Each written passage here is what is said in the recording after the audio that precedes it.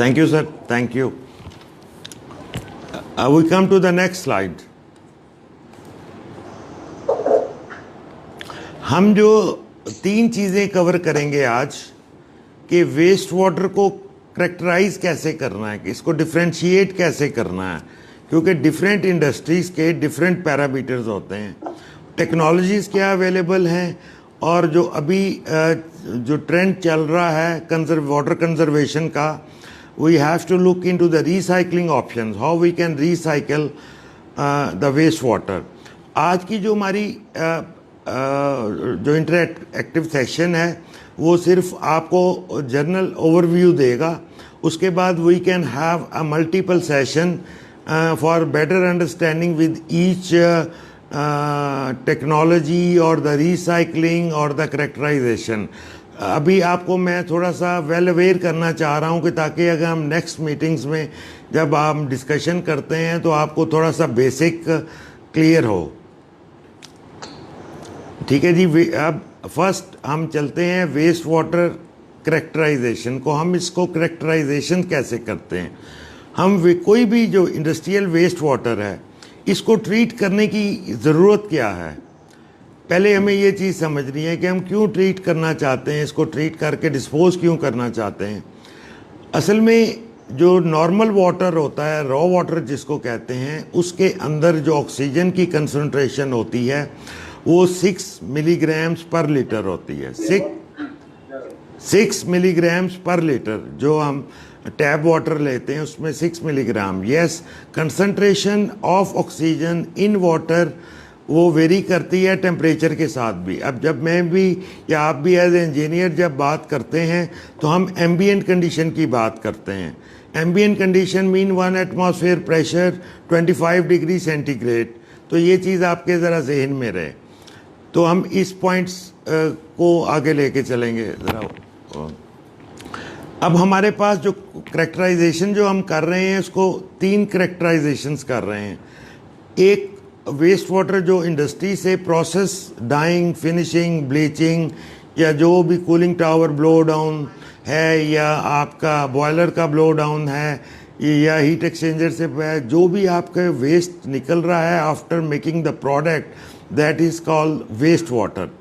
और उसको नॉर्मली हम उसको वेस्ट वाटर कहते हैं और कुछ लोग उसको एफ्लुएंट कहते हैं। आवाज़ बंद रखें इनकी। एफ्लुएंट भी कहते हैं, ई से, EFFLUENT। और जो पानी आने वाला होता है जो हम रिसीव करते हैं उनको कहते हैं influential water. E is replaced by I. अब जो वेस्ट वाटर हैं उसको हम 3 ब्रॉड स्पेक्ट्रम करेक्टराइजेशन में करते हैं। 1 is physical, other is chemical and third is biological. अब हम पहले फिजिकल की बात करते हैं। फिजिकल में जो हम मेन पैरामीटर्स देखते हैं वो हैं TSS, pH, temperature, colour, odour and turbidity. ये 3 चीज़ें हैं जिसको हम फिजिकल करेक्टरिस्टिक कहते हैं वेस्ट वाटर की। जो केमिकल करेक्टरिस्टिक है इसमें भी कलर आ जाता है। जब आप डाइज डिफरेंट यूज़ करते हैं तो ब्लैक डाइज यूज़ कर रहे हैं या कोई और रेड कर रहे हैं, जो भी आपकी कॉम्बिनेशन है। टेक्सटाइल आज का ज़्यादातर मैं फोकस रखूँगा टेक्सटाइल के साथ, क्योंकि आप लोगों का ज़्यादातर इंटरेक्शन टेक्सटाइल में है, लेकिन वो को बहुत ज़्यादा वेरी नहीं करेगा विद द डिफरेंट इंडस्ट्रीज़ में। करेक्टराइजेशन यही होगी। फिर उसके बाद हमारे पास किसी इंडस्ट्रीज़ में फैट, ऑयल एंड ग्रीस आ जाता है। Talking about the chemical characteristics, COD है, nitrogen, phosphorus, surfactants, phenols, chemical, sulphur, heavy metals. These are the chemical related impurities in the wastewater. And the third is the biological related. Biological related में BOD है, nitrogen है और microbial pollution है। अब ये सारे वो कंटेमिनेंट्स हैं जो कि हमारे इंडस्ट्रियल वेस्ट वाटर में मौजूद होते हैं। हमारे जो NEQS हैं जिनको हम नेशनल एनवायरमेंटल क्वालिटी स्टैंडर्ड्स कहते हैं, जो नेक्स्ट स्लाइड में आप देख रहे हैं, मैंने आपके लिए एक टेबल बनाया है जिसमें आप देख सकते हैं हमने कंपैरिजन किया है कि अगर आप कॉलम 1 में सीरियल नंबर है, सेकंड में पैरामीटर की डिस्क्रिप्शन है, थर्ड में यूनिट्स हैं और फोर्थ कॉलम में NEQS हैं। NEQS mean national environmental quality standards of Pakistan और सिंध और पंजाब, क्योंकि 18th अमेंडमेंट के बाद ये सारी चीज़ें this had been given to the province subject. तो पहले तो हम NEQS कहते थे, जो कि अब जो हैं वो NEQS की जगह सिंध वाले SEQS कह रहे हैं, पंजाब वाले PEQS कह रहे हैं। ये हमारे दो स्टैंडर्ड्स हैं, ये पाकिस्तान के लिए एप्लीकेबल हैं।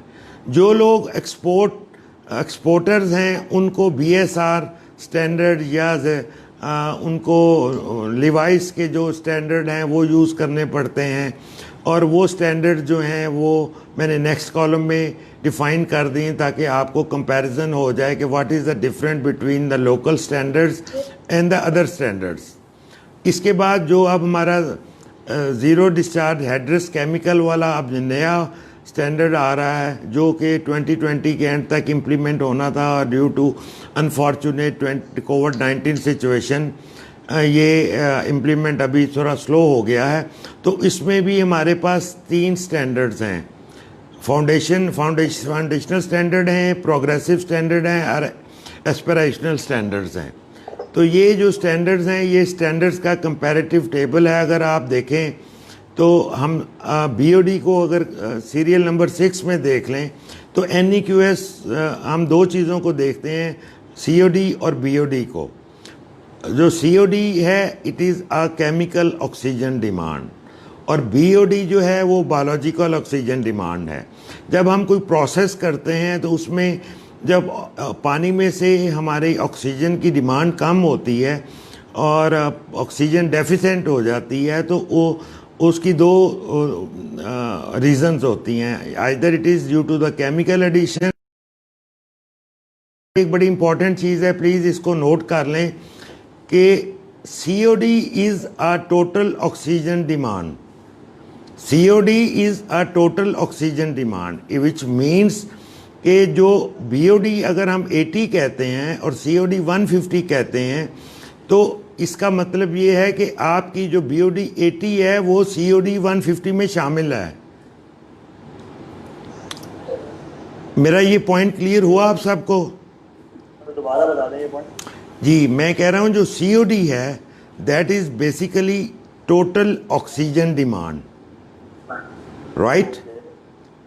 जो BOD है दैट इज़ जब हम COD का टेस्ट करते हैं, अगर COD हमारी 150 आ रही है और BOD 80 आ रही है, तो इट मीन्स के जो COD 150 आ रही है उसमें 80 BOD है।